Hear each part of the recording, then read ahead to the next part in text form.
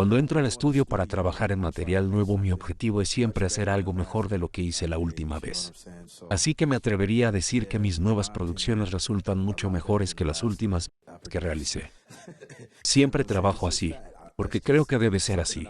Un artista o un productor o cualquier persona debe buscar superar lo que hizo y superarse a sí mismo cada vez que pueda. Eso es lo que yo hago.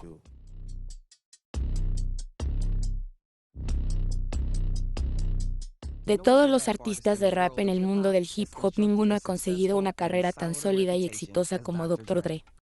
Todo se define y se controla desde el estudio, y la cabeza en ese estudio es precisamente él. Considerado uno de los fundadores del gangsta rap, la innovación y el nivel técnico aplicado a sus producciones lo convirtieron en un icono del hip hop desde finales de los 80. Dre es parte innegable de la historia del hip hop. Es sin duda uno de los productores y de los creativos más importantes que haya surgido en el mundo de la música. Su dedicación y su habilidad innata para reconocer el talento musical aportaron mucho al género. Si no tienes ese toque que le llame la atención, nunca harás más que componer ganchos. Él es así. Si ese gancho no pega, lo convertirá en verso. Le va a dar algo más. Gracias al enfoque clínico con el que produce su música y a su ética perfeccionista, Dr. Dre supo ganarse el respeto del estudio, generando comentarios divididos entre los críticos y dejando a sus fanáticos pidiendo más. Lleva 15 años trabajando en su álbum Detox, pero aún no está satisfecho con los resultados, así que sigue siendo un misterio si algún día llegará a publicar ese disco o no. A pesar de solo haber publicado 3 álbumes de estudio de autoría propia durante todos sus años de carrera, no deja de fascinar el equilibrio que existe entre el talento de Dr. Dre como productor y el impacto artístico de su propia evolución musical. Si les pregunto qué es el trabajo duro, quizás me den muchas respuestas distintas. Para mí es hacer lo necesario para alcanzar el éxito. Descubre el camino que lo llevó desde lo profundo del gueto hasta la cima del estudio.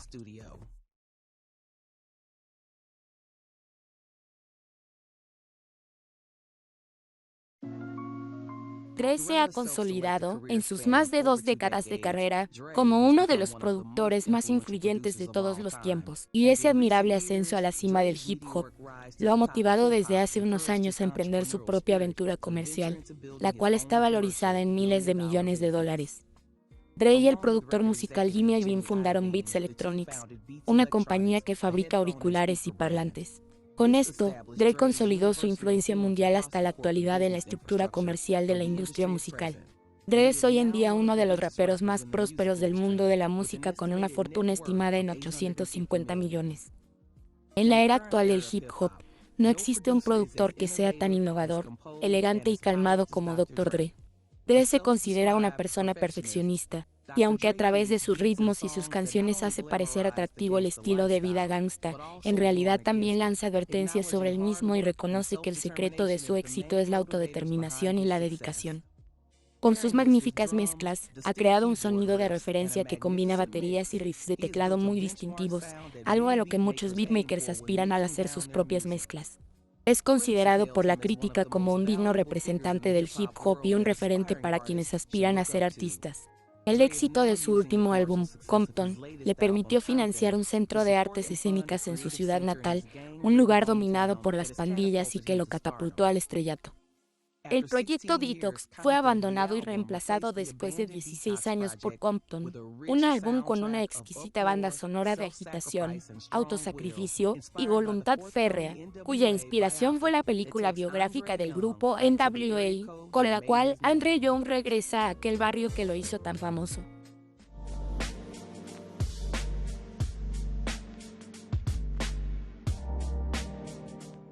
El nombre verdadero de Dr. Dre es Andre Romell Young, y de hecho él nació con genes de artista ya que sus dos padres eran cantantes.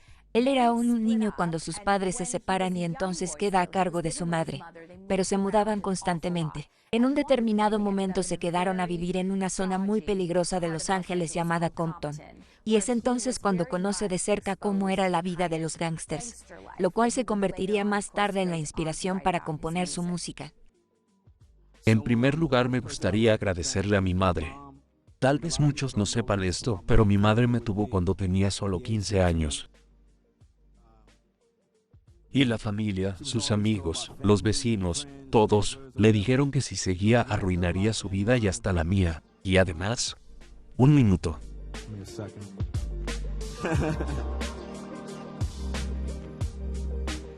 Por eso, durante toda mi infancia tuve en la cabeza la idea de ser un triunfador. Un joven Dr. Dre decidió alejarse de las pandillas y la violencia que controlaban su ciudad natal y abandonó los estudios para dedicarse a su carrera de DJ y rapero, la cual lo llevaría a ser el productor de hip hop más influyente del mundo. La primera aventura que tuvo Dr. Dre con los beats se dio en su club nocturno llamado If After Dark, al cual solía acudir con relativa frecuencia para ver en acción a DJs y raperos. Con el tiempo, él también se convirtió en un DJ de ese club, y fue en ese lugar donde conoció a un prometedor rapero llamado Anton Carby, quien se convertiría luego en DJ Yella de NWA. En 1984 ambos formaron el grupo musical World Class Wrecking Crew. Este grupo se convirtió luego en un icono del hip hop electrónico que dominó la costa oeste a principios de los años 80. DJ Yella y Dr. Dre grabaron varios demos de estudio, y durante su primera sesión lograron grabar una canción a la cual titularon Surgery. El lanzamiento de este primer sencillo con un destacado Dr. Dre en los controladores vendería 50,000 copias en la zona de Compton y se convertiría en el primer gran éxito del grupo. Este fue el primer grupo que integró. Fue antes de NWA. El grupo se llamaba World Class Wrecking Crew. En ese entonces era muy joven, casi un adolescente, y en este video aparece con un traje rojo brillante que parecía hecho de plástico mientras hace las mezclas. Los vocalistas vestían ropa dorada, no usaban camisa y bailaban por todos lados. Parecían los cantantes de The Four Tops, pero en una versión muy aburrida y ordinaria. Tenía un estilo muy anticuado, una imagen muy diferente a la que proyectaría tiempo después. Pero no deja de ser bastante divertido ver cuáles fueron los inicios de esta superestrella internacional y multimillonaria.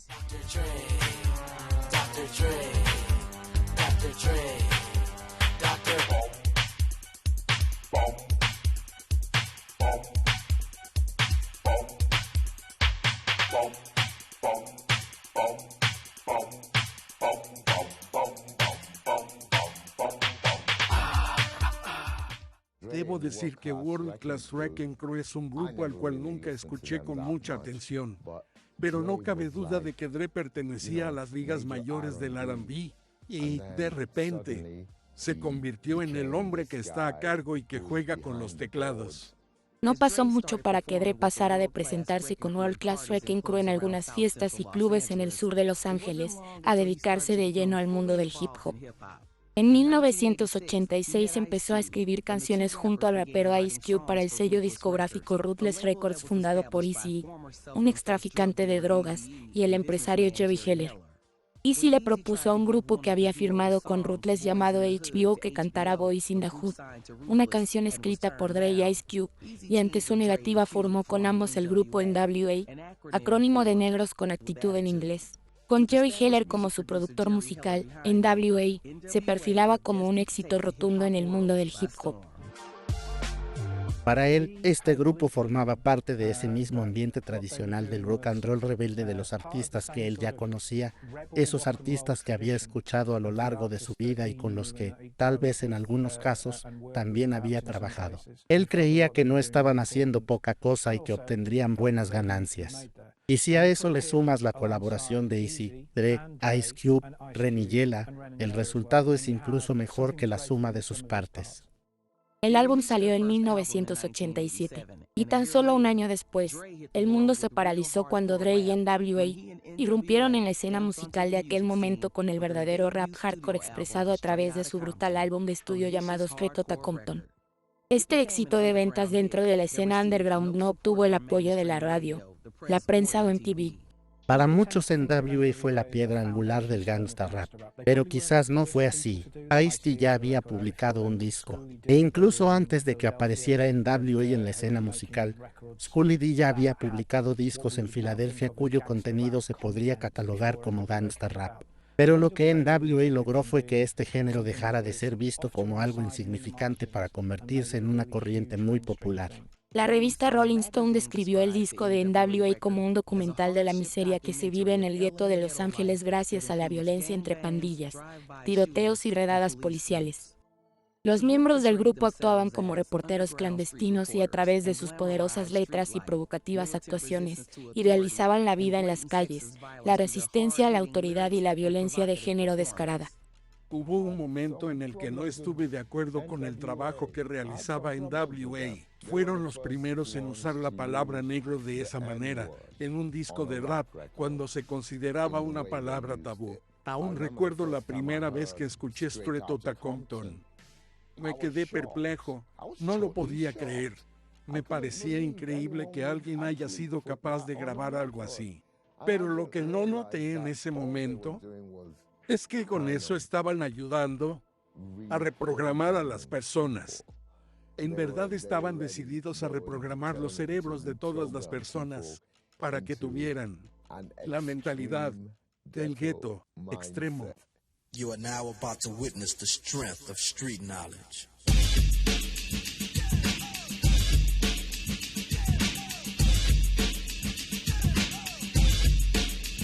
Straight out of Compton, crazy mother named Ice Cube. From the gang called with attitudes. When I'm called off, I got a sawed off. Squeeze the trigger and bodies are hauled off. You too, boy, if you with me.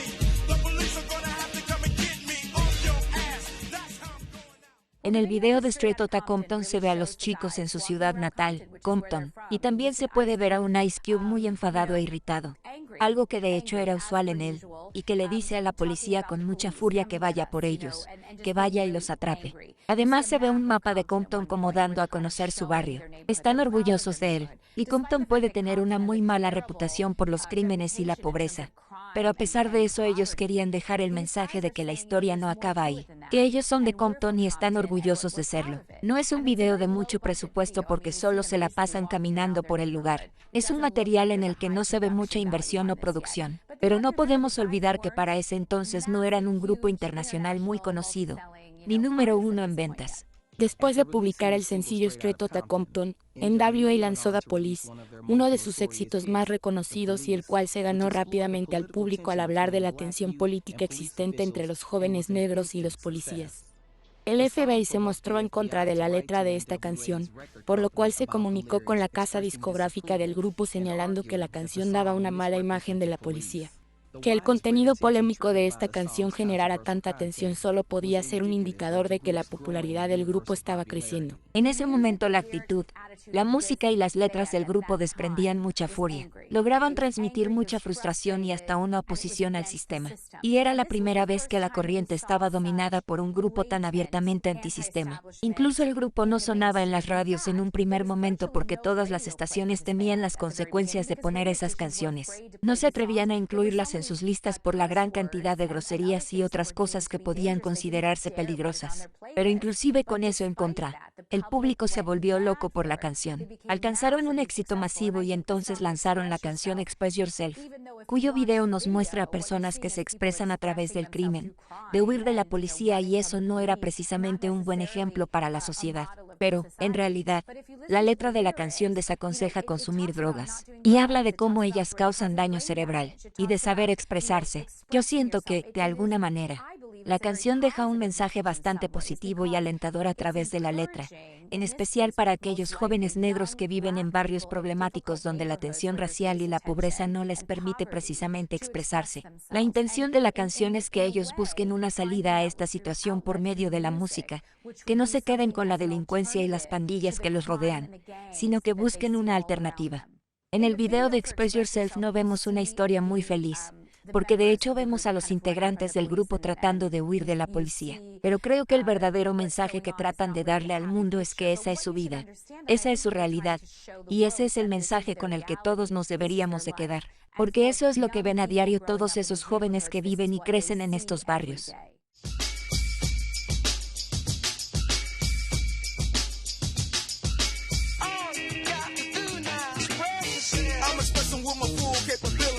And now I'm living in correctional facilities, cause some don't agree with how I do this. I get straight and meditate like a Buddhist. I'm dropping flavor, my behavior is hereditary, but my technique is very necessary. Blame it on Ice Cube, because he said it get funky when you got a subject and a predicate. Straight Outta Compton se convirtió en un éxito de ventas para NWA, pero no todo era felicidad en el grupo. El punto de quiebre a partir del cual el grupo empieza a separarse se da cuando a Q le proponen un contrato y le dicen que en cuanto lo firme podrá cobrar un cheque por una suma de hasta 6 cifras. Pero él decide no firmarlo y más personas se involucran. Entonces Q comienza a trabajar con un manager que era nada menos que el agente de prensa de NWA y se desvincula así de la situación que se vivía en el grupo. A finales de 1989, Q deja el grupo en medio de disputas financieras.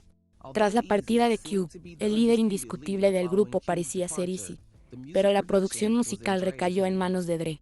NWA siguió trabajando y lanzó otro disco a pesar de no contar más con Ice Cube, pero las cosas seguirían siendo iguales sin su genio lírico. En ese disco, Ice Cube ya no era parte de NWA y eso acabó con el grupo. De verdad, a mí me tocó calificar ese disco y después de escucharlo le di una calificación de solo 3 puntos de 10. Y ahora que lo pienso, tal vez no fue muy justo. Pero siendo sincero, tenía unas canciones bastante horribles. Te pido que las busques. Era un disco terrible. Por ejemplo, una de las canciones hablaba de matar a una prostituta. Yo creo que pensaron algo como, bueno, ya sacamos Straight Outta Compton y ahora Ice Cube ya se fue. Tenemos que hacer algo ya. ¿Qué podemos hacer? ¿Qué tal si trabajamos en un material que vaya más allá? Y eso hicieron. En ese momento fue muy espantoso escuchar algo así. Sin embargo, si escuchas ese disco hoy en día, lo sientes como un material clásico. Gracias a Dr. Dre. NWA se mantuvo en lo más alto de las listas con los EP 100 Miles and Running de 1990 y Niggas for Life de 1991, gracias a que Dre produjo un sonido intenso y funky en ambos discos. El grupo estaba en la cima de su popularidad en 1991, pero Dre quería dejar el grupo, sobre todo después de ser acusado de haber agredido a D-Bones. En 1991, en medio de una fiesta de la industria, Dre agredió a una reportera televisiva de Fox News. No le gustó lo que dijo sobre la partida de Ice Cube de NWA. No estuvo de acuerdo con lo que reportó. Ella señaló en su manifestación que él le golpeó la cara repetidamente contra una pared cercana a una escalera. Tiempo después, Dr. Dre no solo lo aceptaría, sino que no mostró remordimientos y dijo que también la lanzó por las escaleras. Fue una demostración agresiva e inaceptable de violencia hacia las mujeres sobre la cual Dr. Dre aseguraría en varias ocasiones que lamentaba profundamente. Por desgracia, en ese momento de su carrera estuvo envuelto en varios casos parecidos de violencia contra distintas mujeres. Fue acusado por la cantante Michelle de haberla maltratado físicamente cuando eran novios. Y Terry B., con quien compartió casa discográfica, lo acusó de haberla agredido en una fiesta luego de los Grammy. Así que fueron varios casos en los que Dre fue acusado de violencia contra las mujeres. Y lo que generó gran controversia, en especial entre las mujeres, fue que esto no fuera mostrado en la película Straight Outta Compton, ya que sintieron que se tuvo la intención de dejar a Dre bien parado y excusarlo de alguna manera.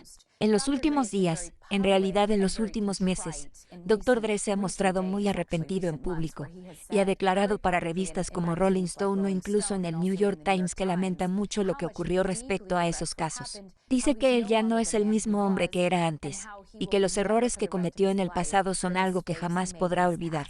Es evidente que Dr. Dre no es el mismo hombre que hizo esas cosas, pero por desgracia, son una parte de su historia que no se podrá eliminar. Pero los titulares negativos no acabaron para NWA después de que se hiciera público el problema de las agresiones cometidas por Dr. Dre. Durante los siguientes años, Dre y Eazy se enfrascaron en una guerra muy mediatizada que incluyó ataques por parte de ambos en sus respectivos álbumes en solitario. En 1992, Dre dejó NWA y se asoció con Suge Knight para crear Death Row Records. Según cuenta la historia, Knight amenazó con un arma al manager de NWA y le dijo que lo mataría si no rescindía el contrato de Dre. Dr. Dre sintió que el gangsta rap había acabado. Para él, esa furia y esa frustración que caracterizaban este género había llegado a su fin. Él quería hacer algo diferente. Los miembros de NWA no estuvieron de acuerdo con eso y se separaron. Al cambiarse al sello discográfico Sean Knights, Dr. Dre empezó a hacer G-Funk, un tipo de rap con un sonido muy distinto. Era un ritmo con una melodía mucho más fuerte, con una o dos notas que solían repetirse hasta el final. Ahora era casi como un canto. Ya no había tantos gritos como antes. Y definitivamente este ritmo tenía mucha más base musical, pero además, ya no tenía toda esa furia. Por ejemplo, canciones como Nothing But a Reason y California Love son canciones muy positivas e inspiradoras.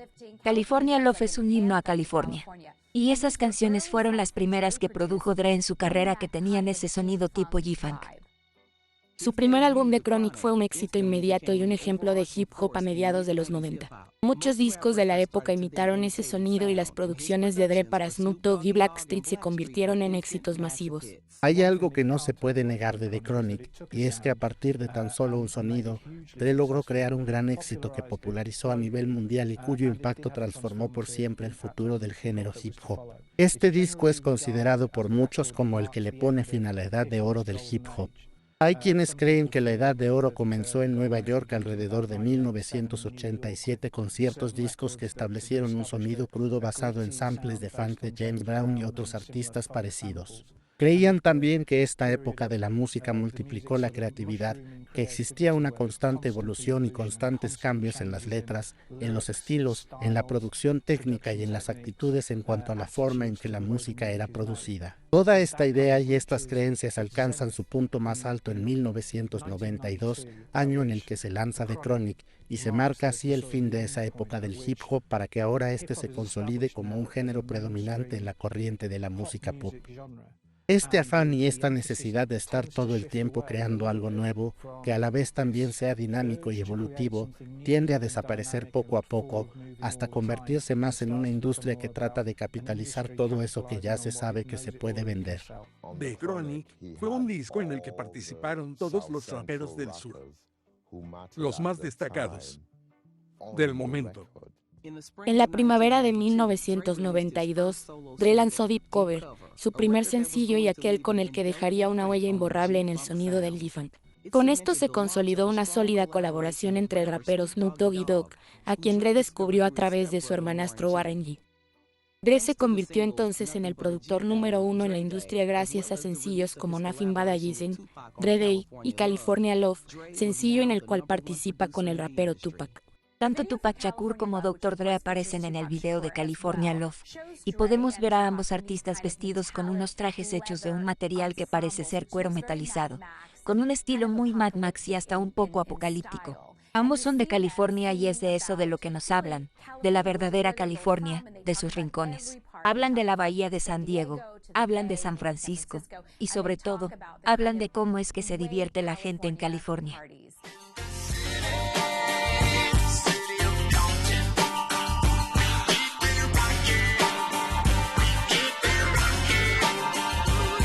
Let me welcome everybody to the Wild Wild West, a state that's untouchable like Elliot Ness. The track hits your eardrum like a slug to your chest. Like a vest for your Jimmy in the city of sex. We in that sunshine state where the bomb ass him be. The state where you never find a dance floor empty and pimp speed. On a mission for them greens, lean mean, money making machines serving fiends.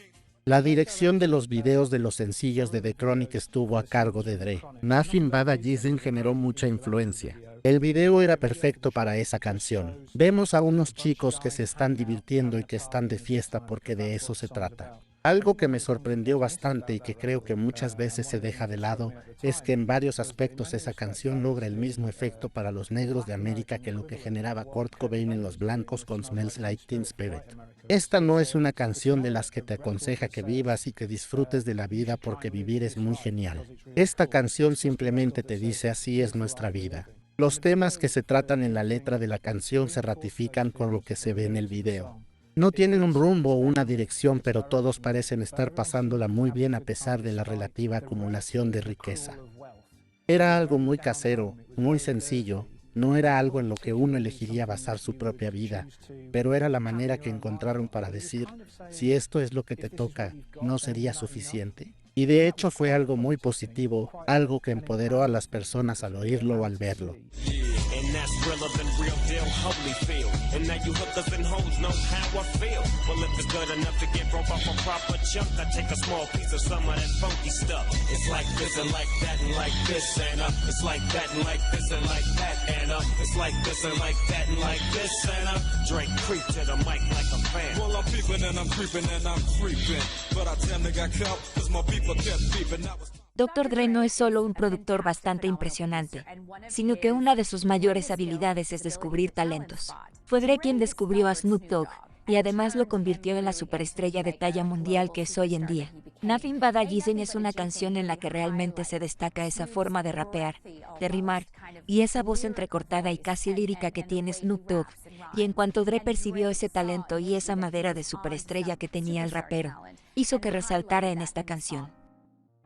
Cuando Dre conoció a Snoop Dogg, entendió de inmediato que este rapero tenía el potencial que se necesitaba para poder hacer llegar esta idea del gangsta rap a un público mucho más amplio que el que ya tenía en ese momento. El sello de Snoop como personaje, como celebridad, queda impregnado en sus canciones, incluso en esa manera muy cantarina y rítmica con la que solía rapear al principio de su carrera. Él era un tipo muy simpático y que cantaba con un tinte de inocencia en su voz. En sus canciones hablaba de cosas muy oscuras y difíciles. Casi de manera instintiva, Dre presintió todo lo que Snoop Dogg sería capaz de lograr en su carrera. Y si sumas ese estilo y esa voz al enfoque musical de Dre en aquella época, el resultado es una mezcla potente. Y todas las canciones que grabaron juntos, como era de esperarse, se convirtieron en éxitos rotundos. Ellos tomaron algo con un contenido muy complicado y que resultaba todo un desafío, y lograron algo sin precedentes que fue convertirlo en música con estilo pop. Tuve la oportunidad de entrevistar a Dr. Dre en Londres, en el bus de su gira mientras se dirigía a un concierto en Brixton Academy. Y debo decir que sentí que se mostró más sincero, sentí a un Dr. Dre más directo en ese momento. Y aunque él realmente trataba de hablar con mucha franqueza, mientras me daba esta entrevista en el bus, había otras personas en ese lugar, como... No me refiero solo a Snoop Dogg, había muchas personas de Death Row Records y gente relacionada con ellos. Ellos eran unos tipos muy despiadados. Yo creo que su intención era desanimar a Dr. Dre para que así terminara diciendo algo inadecuado, fuera de lugar. Su intención era que hablaran de las mujeres. Eso era lo que ellos buscaban con todo esto. Buscaban que este álbum fuera lo más realista posible. Esa era la verdadera intención dada la naturaleza del propio disco, casi como si los personajes reales del disco fueran iguales a sus respectivas proyecciones. Pero no es así, no lo son. Dre es un hombre muy tranquilo, y Snoop Dogg también es un hombre bastante tranquilo. Además del primer disco de Snoop Dogg en 1993, llamado Doggy Style, Dre también dirigió varias bandas sonoras de películas y éxitos entre los que destacan Nobility, Blackstreet y Natural Born Killers, un sencillo en el que se reúne con Ice Cube.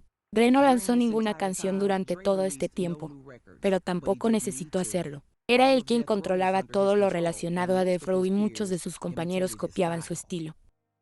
La dinastía de Death Row duró hasta la primavera de 1996, ya que Dre no soportó más la agresividad de Knight. En el verano de 1996, Dre dejó Death Row para formar Aftermath y declaró que el gangsta rap había acabado. Esto le valió muchas burlas por parte de sus antiguos compañeros del sello cuyas ventas cayeron en 1997 y cuya cabeza, Chuck Knight, fue encarcelado a fines de año por crimen organizado.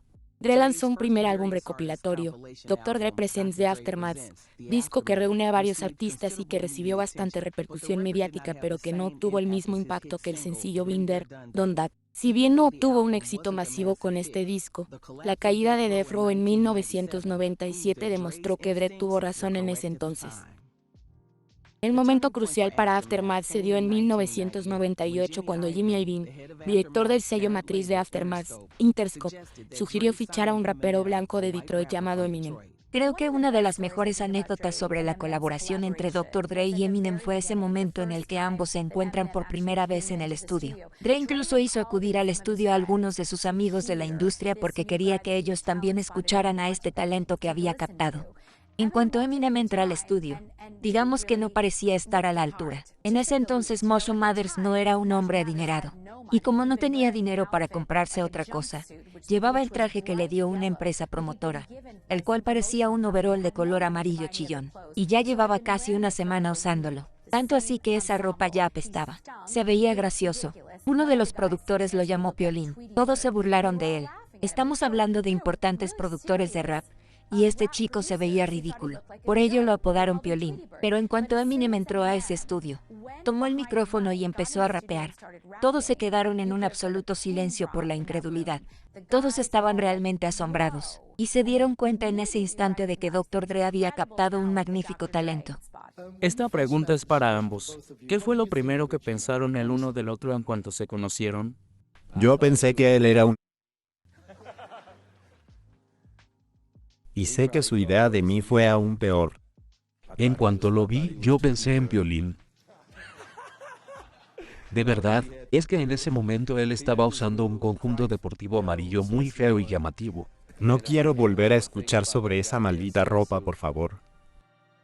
Cuando conocí a Dre por primera vez, estaba de amarillo. Una marca de ropa me había regalado un conjunto deportivo horrible, y en ese momento yo no tenía dinero para comprarme otra cosa, a diferencia de otros. Y ya llevaba casi una semana con esa misma ropa, así que ya parecía ser verde y no amarilla. Y en cuanto me vio, me dijo que parecía una banana. Y así empezó. Dre produjo 3 canciones y participó en 2 canciones del controversial y exitoso primer álbum de Eminem llamado The Slim Shady LP, el cual fue publicado en 1999. El principal sencillo de ese álbum fue My Name Is, producido por Dr. Dre, y gracias a él comenzó a atraer al público. Hi, my name is. ¿Cómo se te ocurrió hacer algo así? Pues simplemente pensé en cuál era mi nombre, y entonces se me ocurrió. Dre en verdad estaba muy demente, porque el día en el que yo lo conocí, empezamos a trabajar juntos en el disco, y en ese momento escribimos 3 canciones, y de hecho My Name Is fue la segunda de esas 3 canciones. Recuerdo que estábamos trabajando y de repente él me marca el ritmo. Fue casi como si el ritmo me hablara, y entonces comencé a decirlo. Comencé con el Hi, My Name Is, y así comencé a cantarlo, y él me miraba de una manera extraña. Ese puede ser un buen gancho. Y era porque mientras yo lo repetía, la gente en el estudio también comenzó a cantarlo conmigo. Y todos repetían el Hi, My Name Is, y ahí entendí la visión de Dre. Así que añadí algunos versos improvisados, pero aún no la tenía escrita. Así que llegué a casa y esa misma noche escribí la letra de la canción. Al día siguiente ya estaba lista. The Slim Shady LP fue un inmenso éxito en la industria, inclusive alcanzó el puesto 2 en los Billboard 200 y fue aclamado por la crítica en todo el mundo, reviviendo tras las ambiciones comerciales y la rentabilidad. Otro punto que a menudo se olvida es que Dre pasaba por un momento crucial en el que realmente necesitaba encontrar a Eminem. A lo largo de los años, sus canciones han sido mucho menos exitosas desde el plano artístico a comparación de las que aparecían en el álbum de Aftermath. Pero tampoco fue un éxito apabullante. Imaginemos que no hubiera aparecido Eminem en escena para revivir esa habilidad en Dr. Dre, la cual lo llevó a lo más alto en cuanto a términos comerciales. ¿Estaríamos entonces hablando de la larga carrera de Dr. Dre? ¿Habríamos tenido el álbum 2001 o el álbum Compton? ¿Estaríamos esperando por Detox? ¿La historia habría sido la misma en ese caso? Yo creo que no. Por suerte para él, apareció un nuevo descubrimiento para esta mezcla, casi como un nuevo Snoop Dogg. Llegó alguien que sería para él como una musa de la música, y para quien a su vez él mismo sería una musa, alguien que tendría la capacidad de tomar sus beats y sabría explotarlos, sabría cómo llevarlos mucho más allá. Fue muy importante que sucediera en ese momento. Para ser sinceros, Dre buscaba dificultar aún más las cosas al traer al mercado a un rapero como Eminem. Debo de decir que sí me agrada el disco Slim Shady que sacó Eminem. En verdad fue un buen disco, pero un disco suyo que realmente me gusta es el Motion Matters, y me gusta porque se puede sentir en él a un Eminem que es bastante terrible. Es como si fuera un perro bulldog enloquecido, y además se ríe mientras lo va trabajando. Es genial. Por eso yo no tengo dudas de que ese es su mejor disco. Su sociedad ya se había consolidado cuando empezaron a trabajar en ese disco.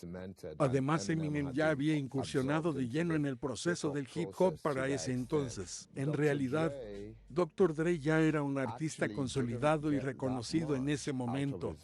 Así que no pudo sacar mucho provecho de esta asociación entre Eminem y él. No tenía la necesidad de llegar al centro de los Estados Unidos porque en ese momento esa zona ya estaba dominada por el hip hop. Ya había mucha gente en esa zona del país involucrada en el mundo del hip hop. Eran ellos quienes consumían el hip hop. Así que se podría decir que el hecho de que Dr. Dre haya fichado a Eminem se dio más como un gesto del productor hacia aquellas personas que compraban todo lo que él lanzaba al mercado, porque en realidad él no tenía la necesidad de descubrir a alguien como Eminem. Y sí, Eminem pudo haber vendido una gran cantidad de discos, pero nos estamos olvidando y hasta cierto punto subestimando la influencia que tuvo Jimmy Iovine en toda esta situación, ya que él era el jefe del sello discográfico por el que firmó, era el jefe de Interscope Records. Y con eso me refiero a que Jimmy Iovine es un gran productor de rock antiguo. Así que puede que en este caso Iovine haya tenido que persuadir un poco a Dre para que accediera a fichar a Eminem. Yo creo que tuvo que apretar un poco y trató de persuadirlo para convencerlo de que fichara a un talento como Eminem. El segundo álbum de Dr. Dre, 2001, fue lanzado el 16 de noviembre de 1999 y fue catalogado como un explosivo regreso a sus raíces en el gangsta rap. Es un disco magnífico. Es como una recapitulación de su carrera. Por otra parte, fue algo decepcionante descubrir después de todo ese tiempo que en realidad no era Dr. Dre quien escribía sus canciones, sino que había alguien más que le proporcionaba las letras que cantaba, como por ejemplo el rapero Jay-Z. Y a mí me parece que Max Keys también participó en ese disco, porque en ese momento él era uno de los mejores escritores fantasma en la industria, y todo el disco es escrito por un escritor fantasma. Pero el sonido de Dre en él es increíble y hasta mucho mejor que en los discos anteriores. En todo ese tiempo, Dre no dejó jamás de buscar un rapero, uno que además de bueno también fuera respetado por otros. Y si no escribes tus propias canciones siendo rapero, no te ganas el respeto de los demás. Ese es el lado oculto del hip hop.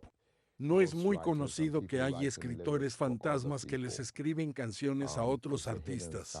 Y al final, el crédito que estos escritores merecen por haber compuesto esas canciones no va para ellos, sino que lo reciben los productores o incluso los músicos.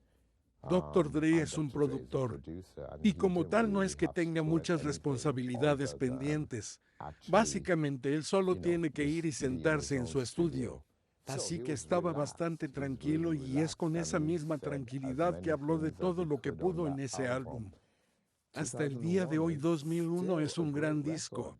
Aún se pueden sentir los sonidos de esa época en el disco, el cual se lanzó precisamente en medio de la fiebre del nuevo milenio. Por eso lo llamó 2001. En el álbum participaron varios artistas y fue un éxito rotundo que alcanzó el número 2 de los Billboard 200. En el video de Still Dre, vemos a Dr. Dre y a Snoop Dogg conduciendo por Los Ángeles en un auto cuyas ruedas están levantadas y van rebotando. Yo vivía en Los Ángeles y puedo dar fe que era bastante común ver a muchas personas conduciendo sus autos de esa peculiar manera. Con este video se busca nuevamente hacerle un tributo a Los Ángeles y a su cultura. Snoop Dogg baja del auto vistiendo una ropa deportiva de un color azul claro. Luce muy relajado y casual, y Dre se la está pasando de lo mejor mientras conduce por Los Ángeles. Encima llevan a sus mujeres en el asiento trasero. Creo que es una manera muy tradicional y divertida de recrear a Los Ángeles en ese momento. Tal vez 2001 sea el único ejemplo a lo largo de su carrera en el que aplicó algo que era muy recomendable para él en muchos aspectos, es decir, agachar la cabeza, terminar una producción y lanzarla. Este no era un disco del que luego las personas no pudieran dejar de hablar nunca más. Y debido a que el disco anterior a ese no había sido precisamente un gran éxito, Tampoco es que existiera tanta presión ni muchas expectativas respecto a cuántas ventas podría alcanzar este nuevo disco. Sin embargo, las ventas que logró fueron muy buenas. La mayor parte del disco tenía muy buena música. En él participaban muchos artistas a los que Dre había ayudado a convertirse en las estrellas consagradas que eran. Y ellos estaban disfrutando de la oportunidad de volver a trabajar con él, pero esta vez de una manera que podríamos describir como tradicional. Ya que en este caso no se trataría solo de que componga los ritmos para sus canciones, que también habrían podido obtener de otras fuentes.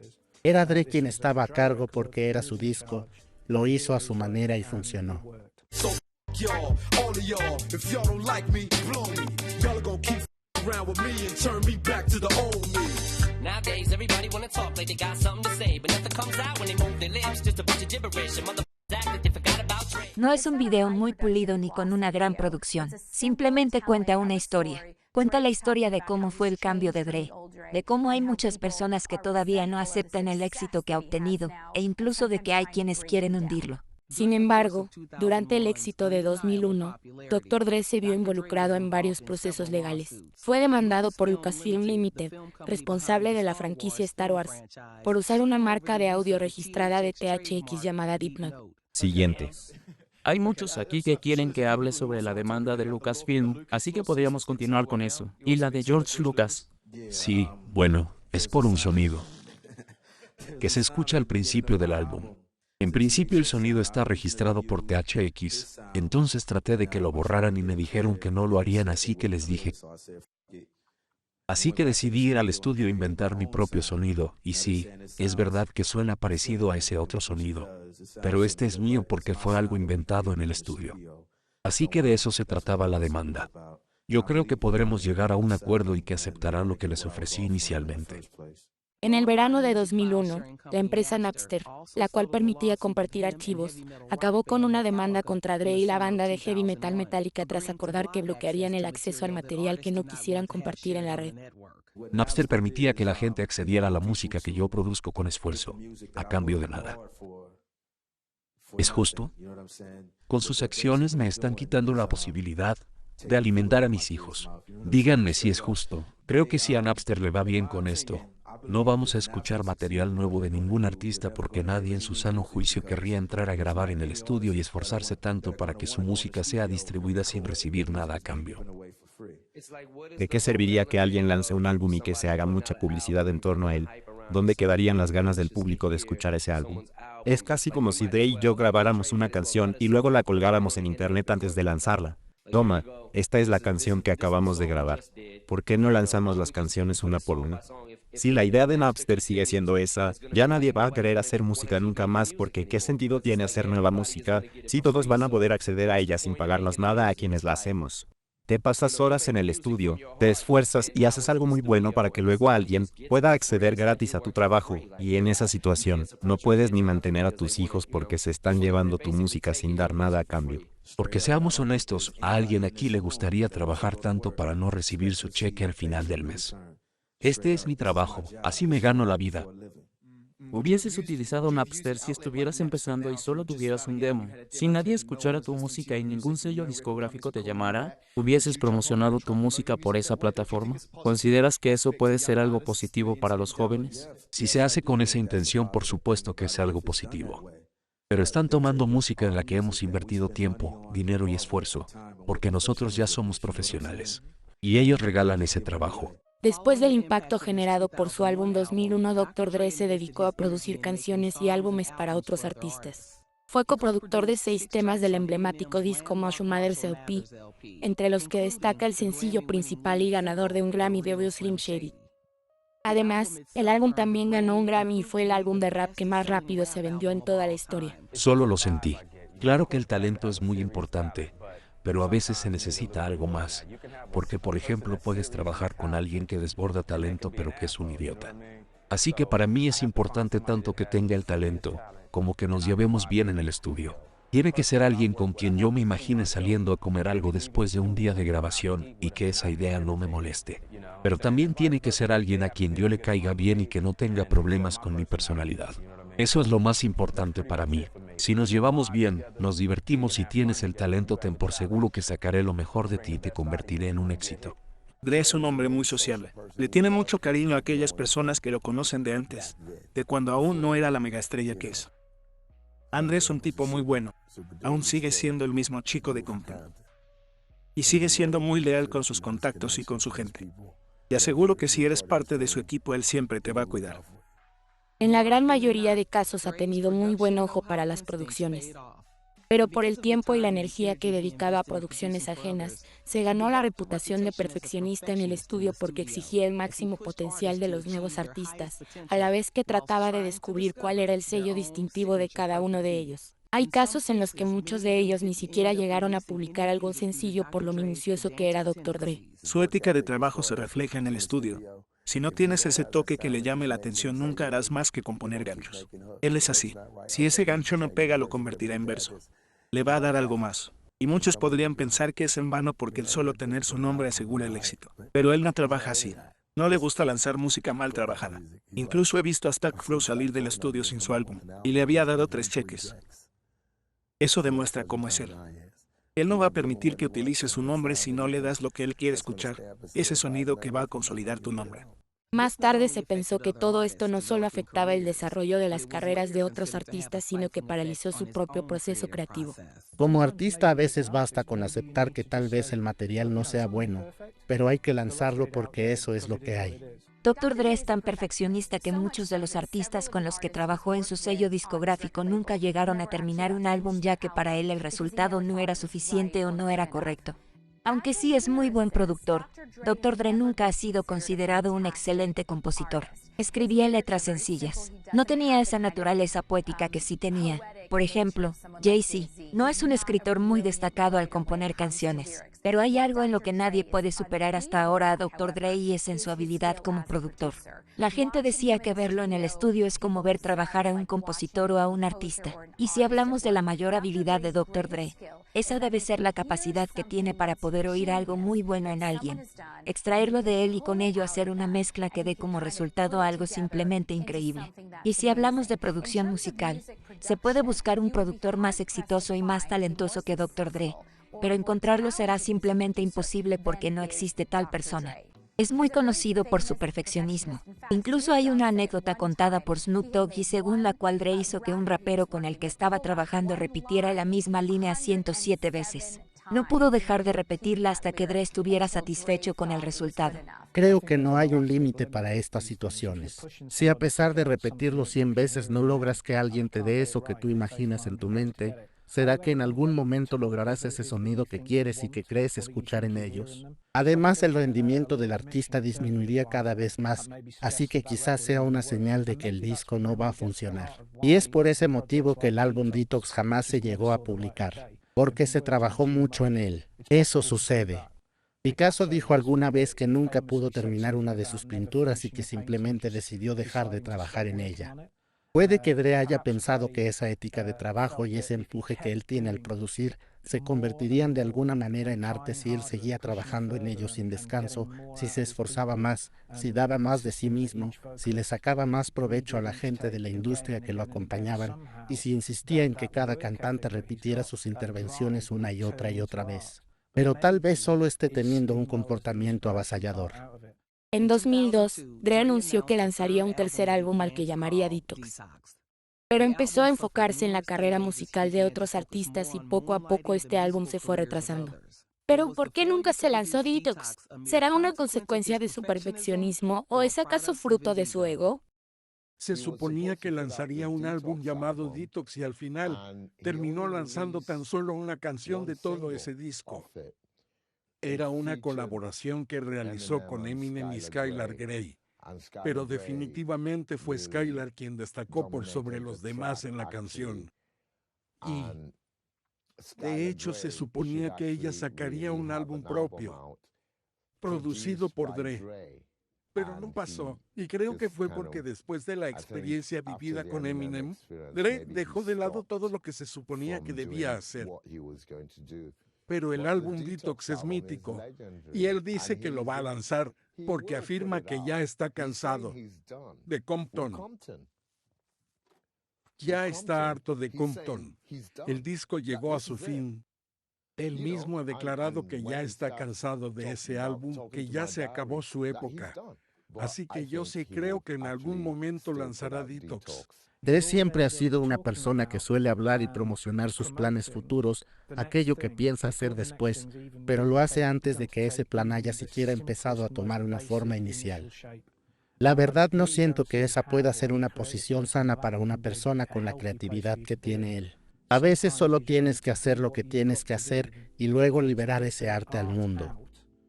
Anunciarlo a los cuatro vientos cuando esté listo. Tras trabajar 11 años en Detox sin obtener ningún fruto, se confirmó que debido a los emprendimientos comerciales de Dr. Dre que habían interferido con el proceso de grabación, el álbum jamás vería la luz. De repente, parece que Dre abandona este proyecto que estuvo planeando por años, pero luego vuelve a aparecer con algo que resulta ser lo más similar a una reacción inmediata a algo de última hora, y esa reacción se presenta en el último disco, Compton. Esa reacción nace a partir de mirar en su pasado, ya que ese fue el mejor ejercicio que pudo hacer para el rodaje de la película Straight Outta Compton. Ese ejercicio le permitió ver su pasado a través de los ojos de alguien más, como F. Gary Gray, por ejemplo, como los guionistas o como el equipo de producción involucrados en esta gran película de Hollywood inspirada en su vida y en el pasado de su grupo. Entonces se ve a sí mismo de una manera distinta y decide que Detox no va más, que lo va a abandonar, y que en su lugar trabajará en un disco que llegue hasta la raíz de lo que él siempre fue. Porque gracias a este proceso creativo por el que pasó para la película, pudo revivir su pasado, pero esta vez de una manera diferente. Así que si lo interpretamos al pie de la letra, y no hay razón para no hacerlo, veremos a un Dre estancado en medio de un proceso de 15 años en el que intentó producir un disco, pero que al no haber logrado el resultado esperado, no dejará que nadie lo escuche. Y tras abandonarlo surgió algo que para sus estándares parece casi hecho con apuro, tal vez en una tarde. Es algo rápido, inesperado, sorpresivo, pero está listo y estará en las tiendas mañana. Y uno se pregunta si acaso todo el tiempo que perdió trabajando de manera tan exhaustiva, una y otra vez en la producción de Detox, se ve compensado por lo que ha logrado ahora que se ha lanzado por un cambio total de rumbo con su nuevo disco. Y es así como llegamos justamente a Compton, un álbum que, según cuenta él mismo, se trabajó rápido, a lo bruto y a última hora. Y yo no creo que alguna de esas características vaya bien con él. En 2015 se estrenó en los cines la película del grupo NWA, Straight Outta Compton. La película obtuvo opiniones divididas entre la crítica, ya que no se reflejaron con mucha fidelidad los inicios de NWA, además de omitir anteriores actos de violencia contra las mujeres y presentar una imagen injusta de las personas involucradas en la creación del grupo. Yo estoy esperando que la película de Compton salga en DVD para poder verla. No tendría ningún problema en hacerlo porque se supone que es la historia de NWA, ¿cierto? Pero al ser una producción de Hollywood, sé que ha sido suavizada. Y mientras sea una película así, suavizada, la verdad es que no me interesa tanto. De hecho, no tendría por qué suavizarse si tenemos en cuenta la clase de discos y sencillos que publicaba este grupo. Pero así es Hollywood. Estamos hablando de un grupo cuya principal contribución a los debates sobre la sociedad en la que viven es ser de aquellas personas que contaban las historias difíciles, sin importar la forma como salieron al final de ellas, a través de su música contarían la verdad de la manera como ellos la percibían. Es una película que va contando la verdadera historia del grupo, pero lo va haciendo por partes, casi como tratando de limpiar algo de la historia, y es claro que no solo lo hacen por el público. Quien quiera ver una película de NWA es porque al menos tiene una idea de quiénes eran estos chicos y cuál era su importancia, y además es consciente de qué tipo de material podría encontrar en una película sobre ellos. Por eso parece ser una producción hecha con la intención de limpiar, en particular, la imagen de Dre y dar la impresión de que es un hombre que jamás haría algo malo, que no sería capaz de eso. Esta película provocó que el productor dejara de trabajar en Detox para trabajar en un disco inspirado en la misma. Dre le anunció al mundo que su tercer álbum de estudio, el cual se llamaría Compton, saldría en agosto de 2015. Es un álbum de estilo recopilatorio en el que participan muchos artistas con los que compartió distintos momentos como Eminem, Snoop Dogg, Kendrick Lamar, Exhibit, The Game y otros. Tras su lanzamiento, Compton se convirtió en un éxito rotundo entre la crítica musical. Era un álbum simplemente excelente. Lo escuché y la verdad me quedé asombrado. Y entonces me di cuenta de algo, y es que con este álbum, Dr. Dre revive diferentes capítulos de lo que fue su vida en esa ciudad, en la ciudad de Compton. Con su disco de Chronic, Dr. Dre logró definir y desarrollar un concepto del ambiente y la contracultura que se vivía en aquel entonces. Pero no queda claro si su más reciente lanzamiento Compton logrará tener el mismo impacto. Tuvo una muy buena acogida. Solo durante la primera semana logró vender unas 250,000 copias. Si bien no era el mismo éxito que logró con algunas de sus antiguas producciones, sí tuvo una gran acogida en el público. Dr. Dre contó que tenía entre 20 y 40 canciones listas para Compton, pero que al final no fueron incluidas ya que no le parecieron lo bastante buenas como para ser publicadas. Es un hombre muy perfeccionista, y todo lo que haga tiene que salir bien. Eso soy yo, un productor musical. Soy solo un hombre innovador y creativo, al que le gusta dejar que su creatividad fluya de cualquier manera. Es eso lo que me gusta hacer. La mayoría de las veces, tratan de convencerme para que salga en las grabaciones o en los videos de las canciones. Pero yo no siento que eso sea lo mío. Y no siento que ahí esté mi verdadero talento. 2021 no fue un buen año para Dre, ya que en enero fue ingresado de emergencia en el hospital por un aneurisma cerebral, pero fue dado de alta al poco tiempo. En diciembre de ese año, Dre y su esposa Nicole Plotzker llegaron a un acuerdo de divorcio por la suma de $100 millones. Ese mismo año, se lanzó una actualización del videojuego en línea Grand Theft Auto en el que se usaron en su mayoría temas inéditos de Dr. Dre, los cuales fueron lanzados luego como EP en febrero de 2022. En 2022, ya recuperado, Dre actuó en el espectáculo de medio tiempo del Super Bowl. En la estética de la producción de Dre, podemos apreciar esa minuciosa sensibilidad que ha ido cambiando y que con el tiempo se ha vuelto aún más minuciosa. Desde sus inicios como miembro del grupo de gangsta rap NWA, pasando por sus aventuras en solitario hasta llegar a descubrir y producir para muchos artistas en la actualidad, Dr. Dre sigue siendo uno de los personajes más exitosos del mundo de la música. No alcanzarán los años para comprender a plenitud la riqueza de la destreza de Dr. Dre y el impacto que generó su avance musical que está siempre cambiando, tanto en sus inicios como para el futuro. No hay posibilidad alguna de que el hip hop se convierta en algo muy comercial, no mientras existan artistas y productores como yo, porque no importa lo que pase, mantendré al hip hop con su estilo crudo, callejero, sucio, directo.